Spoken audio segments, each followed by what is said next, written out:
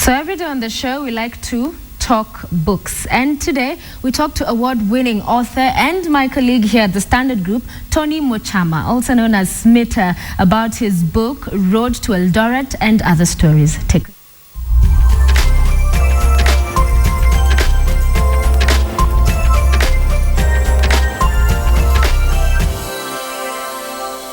So the book is very descriptive. Why write about those violence experiences, those periods in Kenya when there were really dark moments? You have statistics day by day. Why is it so descriptive? So The Road to Eldoret is a book about the, shall I say, middle class experience during that post-election period, the violence that rocked and racked the country. In the December and January, transitioning 2007 to 2008. And at the time, there were the people who are at the epicenter of this sort of national slaughter tragedy. I mean, they're the people who are on the road to Eldoret. And, you know, in areas like that. And we're just blown away by the violence. But I thought no one had written about the, shall I say, middle class experience, about just the people who are around, shall we say, Nairobi, and that comfort. Was it really comfort? And I used also my own personal experience when you talk about couches, about, you know, staying in the house and watching different, you know, movies, and the way people are going to supermarkets. Lucky people who can afford to do that, and stocking up their houses for the genocide to come, that, you know, that is coming towards their house.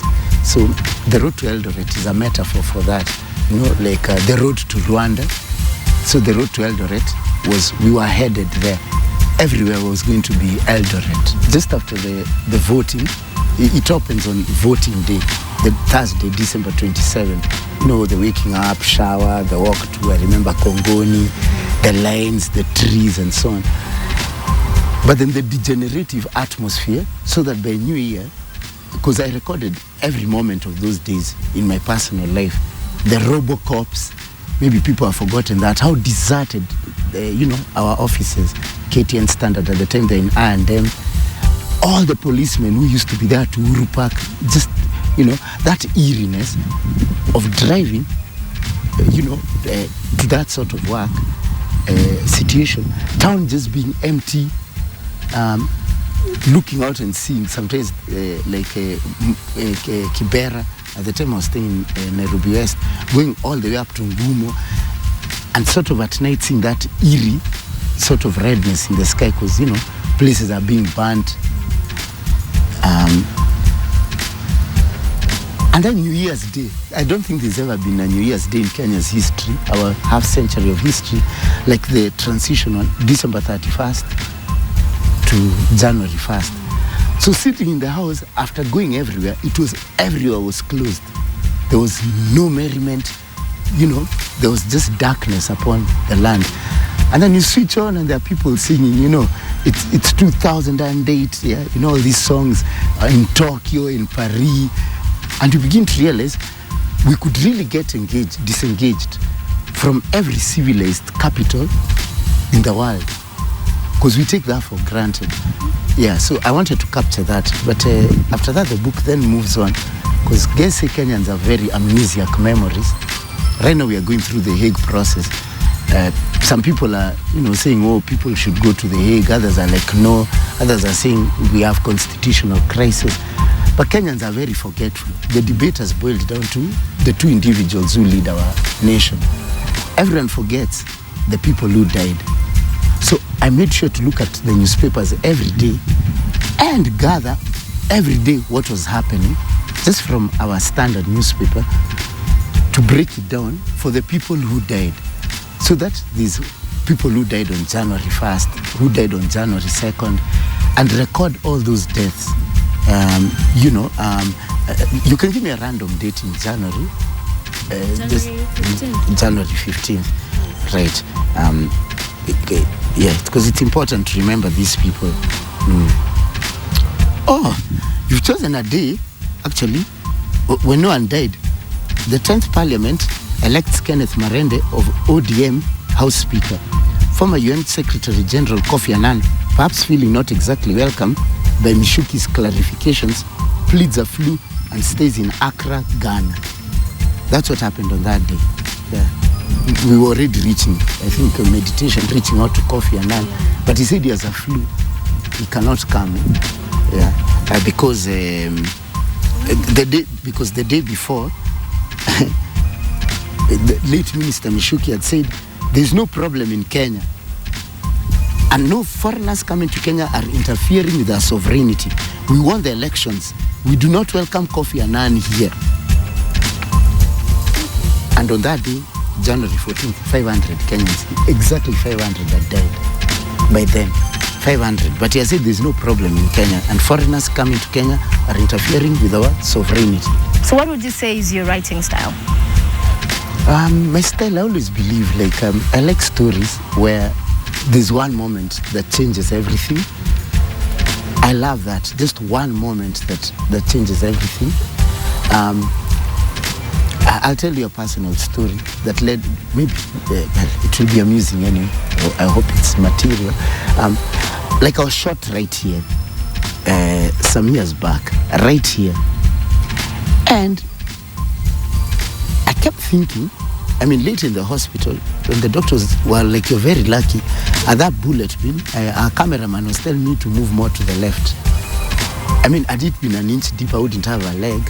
Had it been more to the right, it would have missed me completely. Had it been more to the left, like the cameraman was saying, I would not be interested in women. So it caught me in the perfect spot. So I like those moments of, angling, butterfly effects. What if one didn't do this? Choices we make, or sometimes choices the universe makes for us.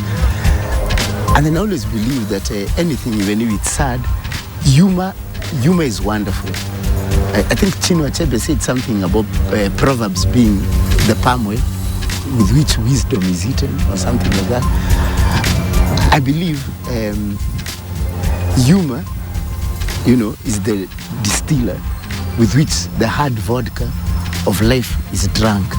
Yeah. So I like my stories to be funny, a bit sad, a bit quirky, and I guess that's what people call my style. All right, so what would you say is your writing cycle? Some people write at night, some early morning, some during the day, some write today, then continue after 2 weeks. How does it work for you? When I was young, I used to be very romantic and wait for big moments. But time passes, one gets older, and you realize, at least for writers like myself, you realize you really have a lot to say, and time is forever diminishing. So these days what I do is I got into a cycle of forcing myself, of course only on weekdays, and this didn't happen weekends, but like Mondays to Thursdays, I just wake up at 4 o'clock, and before I do anything else, 4 a.m., and then I just force myself to write for 2 hours. But it gets easy. It gets easier with time. I've been doing this for now like a couple of years, but it gets easier with time. Because if you keep waiting for the muse, writing is sometimes a very intellectual exercise. It's not as romantic as people think. The final question, you work of course for the Standard Group, but why you not? Would you be able to make a living just off of your books? Would you say in Kenya, authors can make a living, and a good one at that, off of just writing the books? No, not at all, unless, which we hope will happen soon. If it's a set book, then you're guaranteed of a few 100,000 copies. I was just reading Ken Walibora on Saturday in one of the local newspapers, and like Ken Walibora, because of Siku Njema, those set books, you can make every really rich, but in terms of everyone who makes like a few millions from their books here is basically they're in schools. because Kenyans don't usually buy like enough books to sustain, oneself. So, for example, like this book, it's sold maybe 3,000 copies over the past 5 years. It's just sold 3,000 copies. About that, 3,000. But if one gets a book into schools, yeah, the amount is like 300,000 at least. Yeah. So one, of course, always has an ambition to try and ensure that they try to get into certain more lucrative markets. Because if you wait for Kenyans to read, and Kenyans should just read more, it's so much fun. Yeah, it's so intellectually enlightening, and not self-help books. Yeah, these things, the world can't be learned so quickly. Books are a great way, good books, to learn things slowly, like with wine and stuff. Tony Mochama, author, The Road to Eldoret and Other Stories. Thank you very much for joining us. A great read it is. Thank you.